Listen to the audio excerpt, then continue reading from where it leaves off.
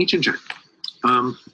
And when we talk about these ancient civilizations, right, these early advanced civilizations, groups of people living together with high levels of government organization, religion, laws, art, culture, certain elements are required. China was definitely one of the first. We have our Mesopotamia, Egypt, India, and now China. Yeah. Maybe China was earlier than some of the others. They certainly had the dynasties that they created, the dynastic system, the early dynasties, like the Shang Dynasty that united, you can see here in this map, such a large area of China. That was probably the first dynasty to have so much land. And then you see the Qin Dynasty here. Look, so the Shang Dynasty was around 1600 BC to about 1000 BC. They had an organized government, a system of writing, a lunar calendar, advanced skills in making bronze vessels or ships. Next dynasty, the Zhuao, I believe, dynasty, lasted for 800 years, and it took over immediately following the Shang Dynasty. During this period, China developed the Mandate of Heaven, which supposedly gave rulers the divine right to rule. So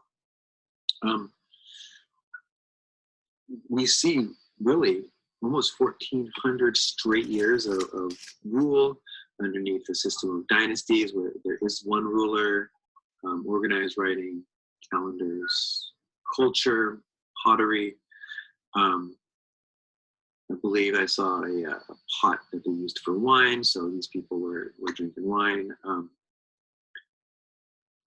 The leader was chosen by God in their opinion, right?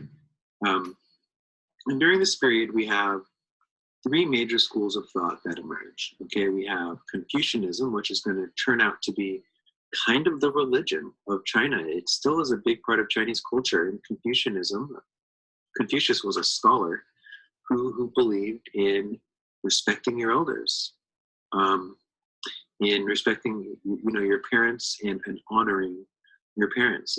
It's a system where young people are supposed to study the classics, respect their elders and their parents, show honor. And if you know anything about China, honor is still a part of Chinese culture, that idea of being respectful to your parents and honoring them and their wishes.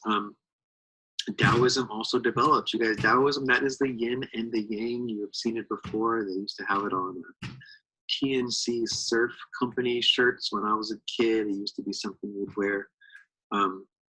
And it's this idea that everything in life, there needs to be a balance. So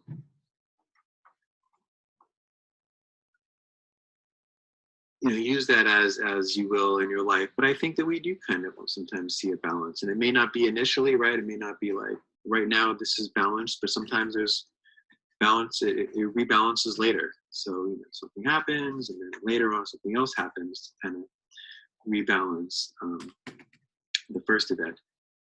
And legalism having to do with this idea of a meritocracy, where you get your job based on your skills and the quality of your work, not family, not hookups, not friends, which is a big part of our modern culture and society as well today. Then they have the Qin Dynasty, which was only around for like 15 years, but really important because modern China gets its name from the Qins. And then the Han Dynasty. And the Han Dynasty will last from about 200 BC to about 200 AD, about 400 years. And during this period, a lot of modern Chinese culture is developed in the Han Dynasty. They expand their empire. And then we have about 300, 400 years of warring again. So there are these periods when the individual kingdoms or tribes fight each other, but largely China has been united for thousands and thousands of years.